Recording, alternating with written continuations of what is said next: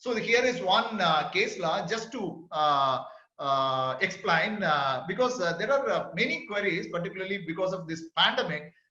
Since the persons are not working, are they entitled for payment, right? So it is not actual the physical presence of the person in the industrial establishment which qualifies them for payment of salary. It is not so, but it is the entitlement.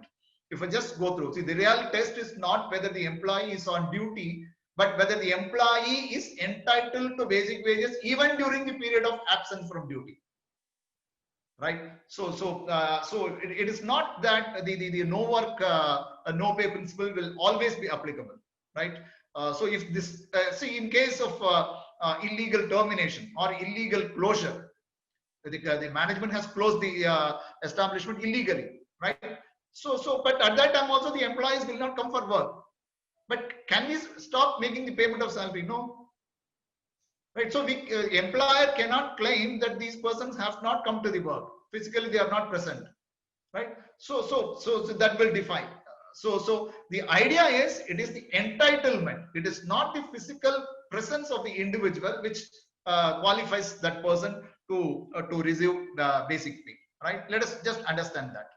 We'll move on again. So the definition of the term basic wages as defined under section 2B of the PF Act is further emphasized here in the judgments.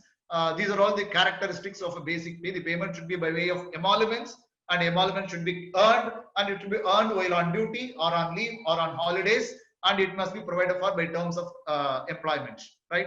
And of course, we know about the Bridge and Roof case as early in 1963, right? This is a judgment by Supreme Court where the wage is universally, necessarily, and ordinarily, UNO. It is shortly known as UNO principle, right?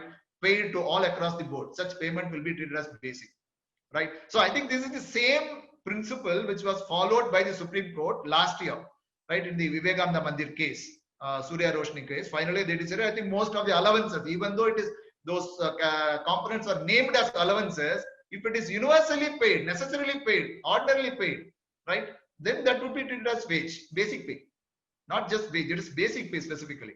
So that is the idea. I'll move on. So when we say allowances, it must be compensatory in nature, right? So when we say conveyance allowance, then that person, to become eligible for conveyance allowance, that person should undertake travel. Only then that person will become eligible for conveyance allowance or traveling allowance, right?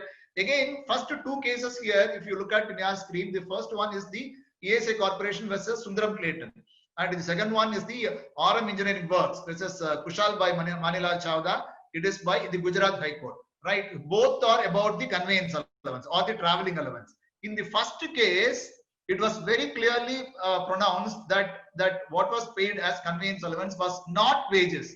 It was in the nature of reimbursement, because the management of Sundaram Clayton was able to prove that they were making the payment for the conveyance, commutation between home and factory. So the court accepted their contention and said it will not be treated as part of wages, even though it is paid on a monthly basis, right? So they consider it as true conveyance allowance, and clearly they said it is not wage. Whereas in the second case, it was held that when it is paid regularly but not on contingent basis, so no contingency at all, no condition at all, right? So when we make a flat payment like that, then mere naming of traveling allowance will not make it to be treated as traveling allowance, so that will be treated as wages. Similarly, special allowance, I think there are, again, I've brought two cases contradicting judgment, but still special allowance. One is by the Karnataka High Court, which clearly said when fixed and when it has no nexus with extra work produced by worker, it will be treated as basic, right?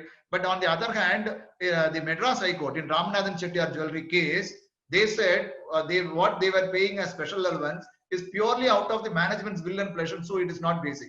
So the nomenclature is the same, right? But the court will not decide merely based on the nomenclature. It will be based on the nature of payment, the purpose for which it is made, right? So again, even though we have named certain components as allowances, I think either the authority, or if it goes to the court of law will not automatically consider as allowances, but they will they have the powers to lift the wheel and ascertain the truth.